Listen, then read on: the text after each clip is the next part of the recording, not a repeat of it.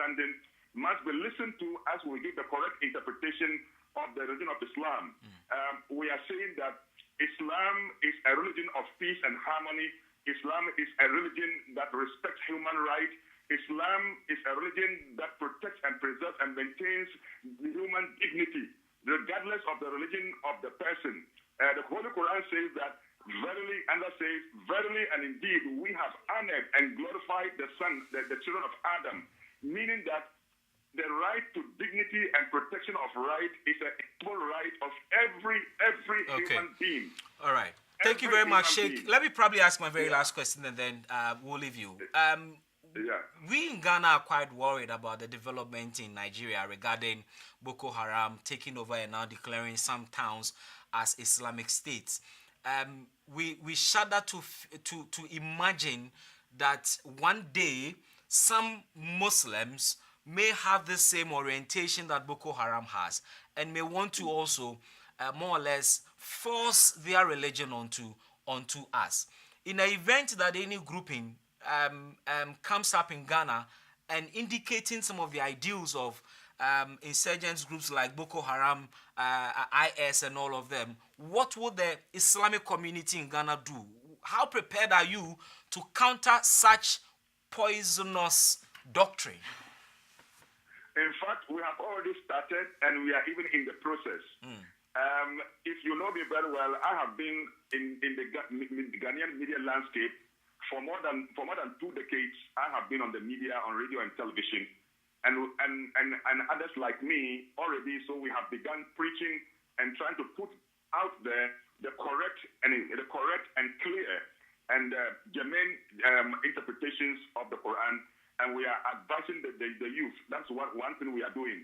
Secondly, the National Chief Imam himself has been talking about how to live at peace and harmony with people and practitioners of other faiths. The National Chief Imam is a member of a group in this country we call the Ghana Council on Religions for Peace, and he is working with the leaders of the Christian community in establishing peace in this country.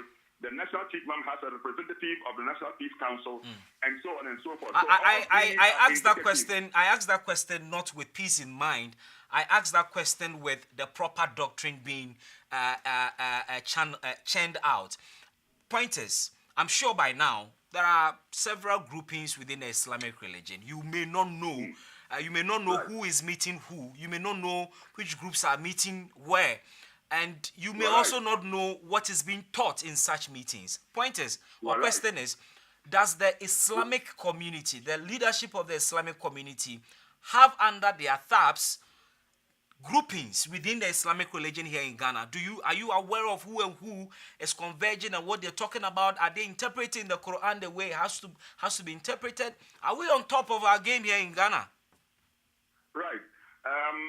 In Ghana, we are actually yet to establish the inflow or the entry into the country of some of these poisonous ideas because we are underground.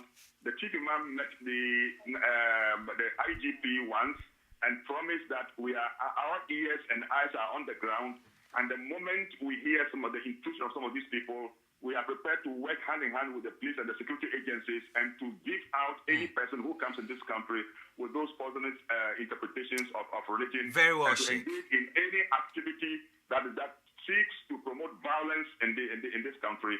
We are prepared to work with the government and in keeping away.